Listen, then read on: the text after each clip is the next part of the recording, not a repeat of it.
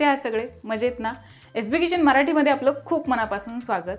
तर मैलावरती गेलं की भाषा बदलते, तसंच प्रत्येक पदार्थ बनवण्याची पद्धत सुद्धा बदलते.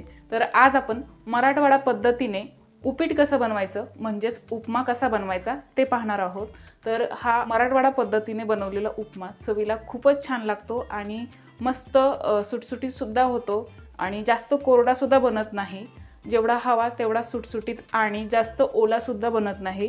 तर हा उपमा बनवण्याची पद्धत सुद्धा थोडीशी वेगळी आहे आणि हा उपमा थोडासा तिखट बनवला जातो. तर ही रेसिपी शेवटपर्यंत पहा. ही रेसिपी आवडली तर लाईक करा, शेअर करा आणि सगळ्यात महत्त्वाचं म्हणजे अशा चमचमीत आणि झणझणीत अशा रेसिपीज पाहण्यासाठी, स्वादिष्ट अशा रेसिपीज पाहण्यासाठी चॅनलला सबस्क्राईब करायला विसरू नका. चला तर मग सुरुवात करूया उपीट किंवा उपमा बनवायला. तर इथे मराठवाडा पद्धतीने उपीट किंवा उपमा बनवण्यासाठी इथे रवा घेतलेला आहे. तर बारीक रवा आहे आणि एक पावशेर रवा आहे हा. तर या रव्यासाठी लागणारं पाण्याचा अंदाजसुद्धा मी पुढे सांगणार आहे. तर हा रवा आपल्याला भाजून घ्यायचा आहे. तर मीडियम फ्लेमवरती कढई पहिलं गरम करून घ्यायची आणि मंद आचेवरती हा रवा आपल्याला छान भाजून घ्यायचा आहे. तर यामध्ये 1 चमचाभर मेल्ट न करता तूप घालून हे मस्त भाजून घ्यायचं आहे. रव्याचा खूप मस्त असा सुगंध सुटेपर्यंत आपल्याला रवा भाजायचा आहे. खूप जास्त करपवायचा सुद्धा नाही आहे, फक्त क्रीमी टेक्स्चर आलं पाहिजे रव्याला. बारीक किंवा जाड तुम्ही दोन्ही रवा उपीट बनवण्यासाठी घेऊ शकता. फक्त पाण्याचं प्रमाण त्यानुसार बदलेल. तर पुढे मी पाण्याचं प्रमाणसुद्धा सांगणार आहे. तर हा आपला रवा इथे भाजून तयार झाला आहे. असा क्रीमी टेक्स्चरवरती आपल्याला हा रवा भाजून घ्यायचा आहे आणि याच कढईमध्ये आपल्याला उपीट बनवायला घ्यायचं आहे. तर कढई गरम करायला ठेवली आहे. यामध्ये तेल घालूया. तर 2 पळ्या तेल घालायचं आहे. तर रवा भाजताना आपण तूप घातलेलं आहे. रवा भाजताना तूप घातलं की खूप खमंग असं उपीट बनवून तयार होतं. आणि इथे तेल गरम झालं की मोहरी घालायची आहे.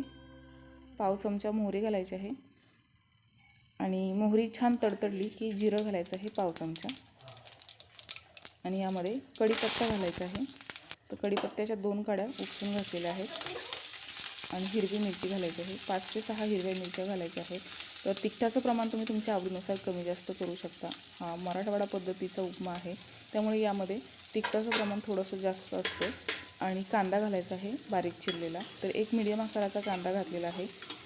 कांद्या पोह्यांसारखं या रव्याला म्हणजेच उपीट बनवण्यासाठी कांदा जास्त वापरायचा नाही आहे. कांदा छान मऊ होईस्तोपर्यंत परतून घेतला आणि यामध्ये हे तुपामध्ये भाजून घेतलेला रवा घालायचा आहे.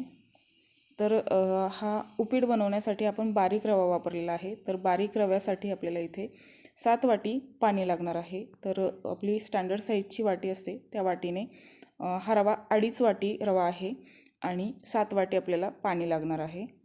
तर तुम्ही बघू शकता इथे मी चवीनुसार मीठ घातलेलं आहे आणि थोडंसं न मेल्ट केलेलं तूप घातलेलं आहे म्हणजेच 1 चमचाभर आणि याला छान मिक्स करून घेतलं. आता यामध्ये आपल्याला गरम पाणी घालायचं आहे. कधीही उपमा बनवताना गरम पाणी घाला म्हणजे रवा उपीट हे चिकट होत नाही आणि गुठळ्यासुद्धा बनत नाहीत. त्यामुळे आपण इथे गरम पाणी वापरलेलं आहे आणि पटकन बनवून तयार होतं.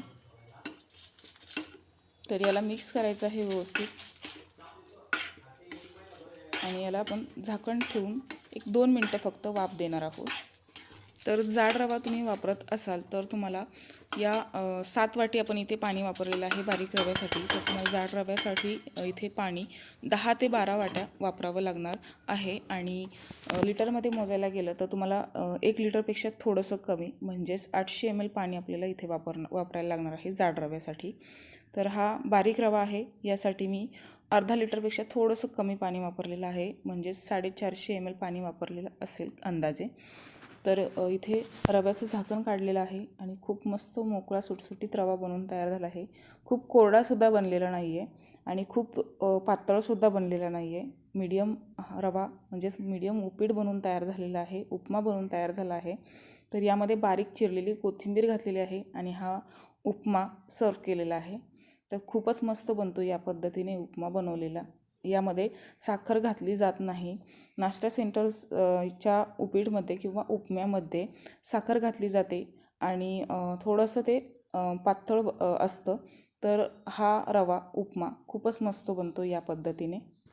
तर इथे मराठवाडा पद्धतीने उपमा बनवून तयार झालेला आहे. तर ही उपम्याची रेसिपी तुम्हाला कशी वाटली हे कमेंट करून नक्की सांगा. आणि ही रेसिपी आवडली असेल तर लाईक करा, शेअर करा आणि सगळ्यात महत्त्वाचं म्हणजे चॅनलला सबस्क्राईब करायला विसरू नका. चला तर मग पुन्हा भेटूया अशाच छानशा रेसिपीसोबत. तोपर्यंत धन्यवाद.